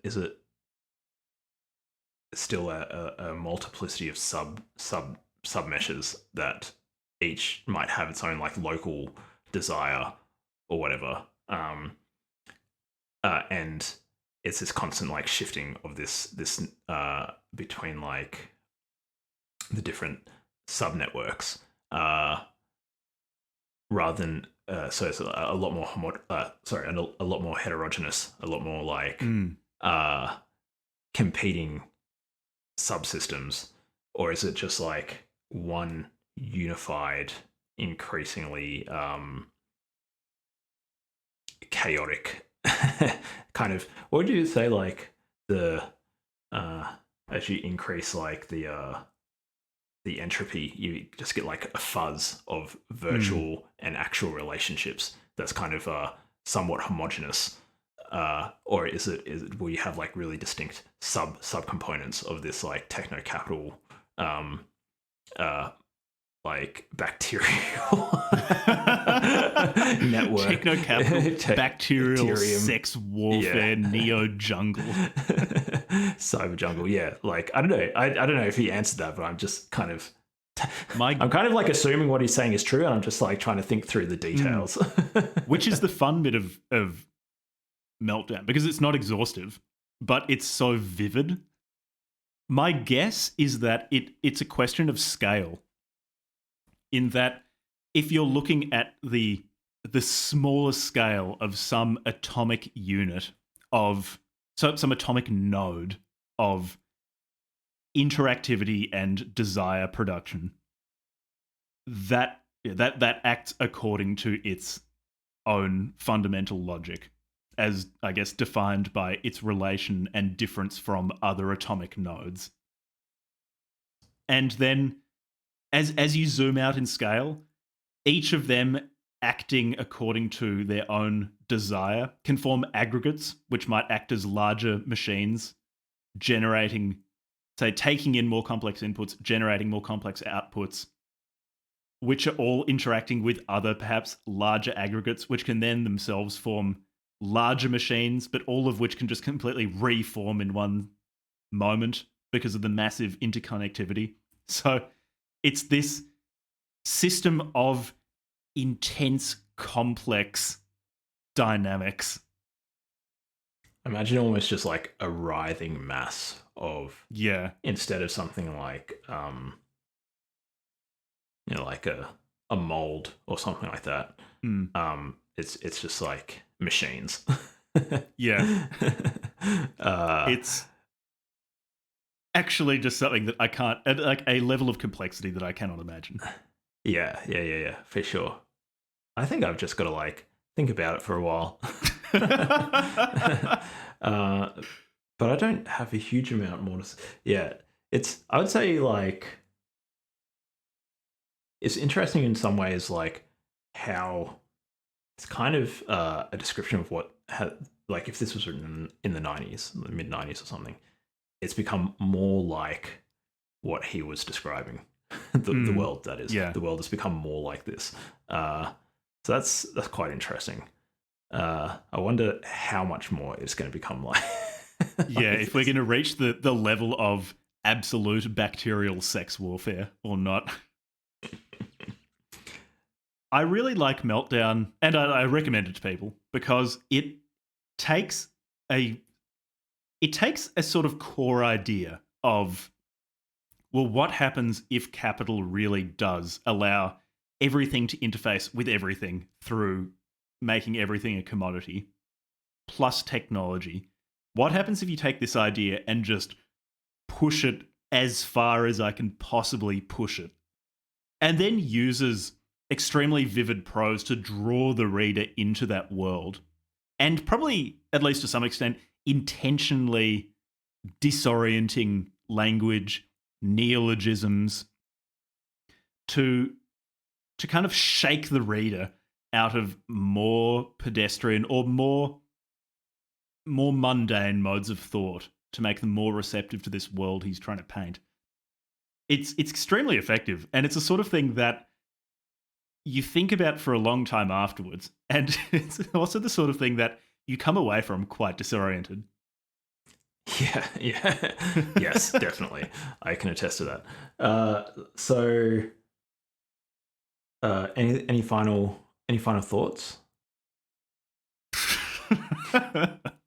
This is one of the strangest things I think we've read for this podcast, and not strange in, I don't know, in the sense of urine therapy, where they say, oh, well, you're going to fix every disease by drinking your own fresh piss or something. It's strange in just an alien, inhuman way. It's just so odd. It's really odd. He has captured the inhumanness of Yeah. the world that he's depicting. Do we think that he solved his problem situation? What was the problem situation again? Like, it's just so disorienting and vivid. A philosophy that is robust to a non-human world, like a post-human philosophy, creation thereof. Insofar as he is describing or trying to describe an inhuman or a possible inhuman post-human world, I guess it's somewhat successful. I guess this isn't so much an elaboration of a philosophy as an elaboration of a way that the world might go based on certain dynamics that Nick Land posits as axioms. It's hard to say. I'm always just also so scrambled after reading Meltdown. Yeah. I'm not entirely sure. That's the verdict for Meltdown. Jack and Levi are stumped. So, would you recommend reading this? Yeah, absolutely. Yeah, it's fantastic. It's free. It's really short. Yeah, it's a blast. I'm glad that we read it from the point of view of, if I ever decide to write science fiction, I know where I can. If I'm going to write something like cyberpunk, I know I know like some inspiration material now, like early Nick Land.